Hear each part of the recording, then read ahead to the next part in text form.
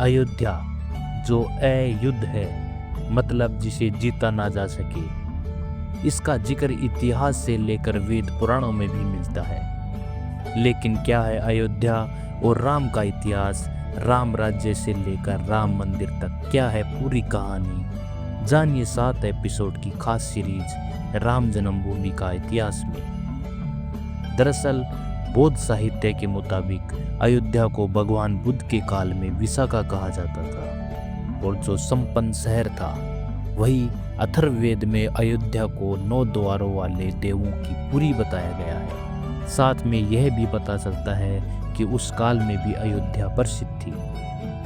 वाल्मीकि रामायण के मुताबिक सरयू के तट पर बनी अयोध्या नगरी 12 योजन लंबी और 3 योजन चौड़ी थी, मतलब करीब 5200 वर्ग किलोमीटर का एरिया।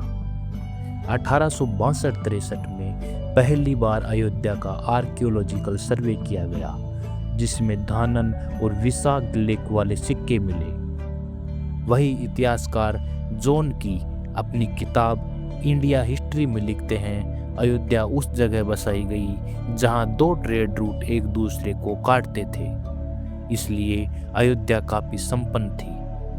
ब्रिटिश राज में कलेक्टर लाला सीताराम ने अपनी किताब अयोध्या हिस्ट्री में लिखा, 6वीं शताब्दी ईसा पूर्व में अयोध्या कोसल जनपद की राजधानी थी।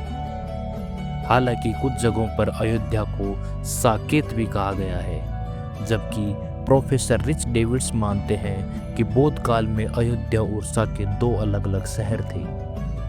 अयोध्या सूर्य वंश की राजधानी भी रही है। माना जाता है कि यह भारतीय इतिहास का सबसे लंबा राजवंश था।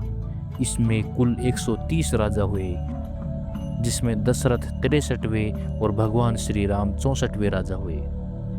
वही राम अवतार की बात करें तो इसका जिक्र स्कंद पुराण में भी मिलता है। इसके मुताबिक राम विष्णु के अवतार थे, लेकिन इस अवतार के पीछे बड़ी वजह था रावण, जिसने कड़ी तपस्या कर भगवान शिव से अजय होने का वरदान हासिल किया, फिर इंद्र और चंद्रमा तक को जीत लिया। देवताओं की इसी परेशानी का हल निकाला भगवान विष्णु ने। उन्होंने खुद अयोध्या में राम अवतार लिया, नंदी के रूप में हनुमान को भेजा, शेषनाग लक्ष्मण बने और सभी देवता वानर सेना का हिस्सा बने। तो यह थी मर्यादा पुरुषोत्तम भगवान श्री राम और अयोध्या की कहानी। राम जन्मभूमि का इतिहास के अगले एपिसोड में जानेंगे कि राम राज्य के बाद कैसे बदली अयोध्या और कैसे बनी बाबरी मस्जिद। ऐसे ही वीडियो के लिए मेरे चैनल को लाइक और सब्सक्राइब जरूर करें। धन्यवाद। राम राम।